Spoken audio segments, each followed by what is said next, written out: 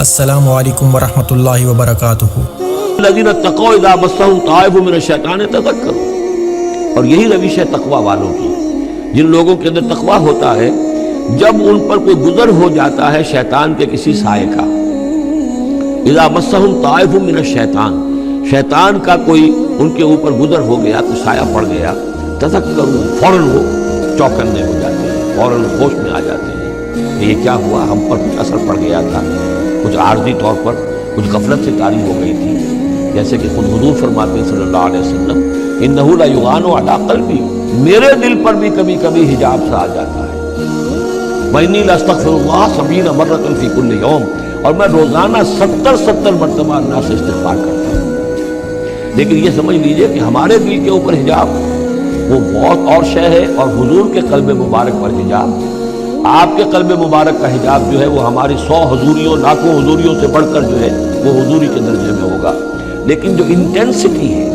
جو تعلق مع اللہ کی انٹینسٹی ہے، اس میں ذرا سی کمی بھی آ گئی ہے تو اس سے حضور نے تعبیر کیا کہ میرے بھی دل پر کبھی کبھی حجاب آ جاتا ہے۔ انہ لا یغان علی قلبی،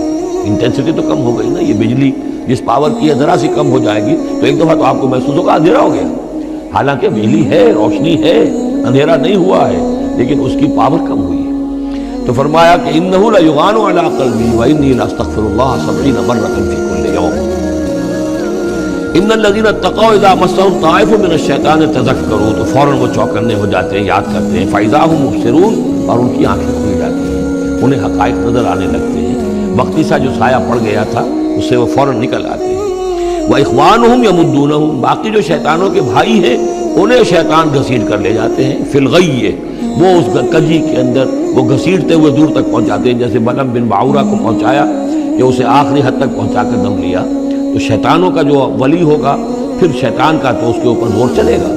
لیکن جو اللہ کے بندے ہیں ان پر تو شیطان کا اختیار ہے ہی نہیں۔ وہ تو یہ کہ جیسے ہی ذرا سا ان کے اوپر کوئی اثر پڑا بھی، وہ سایہ سا آیا بھی تو فوراً چونک گئے اور اللہ کی طرف متوجہ ہو گئے۔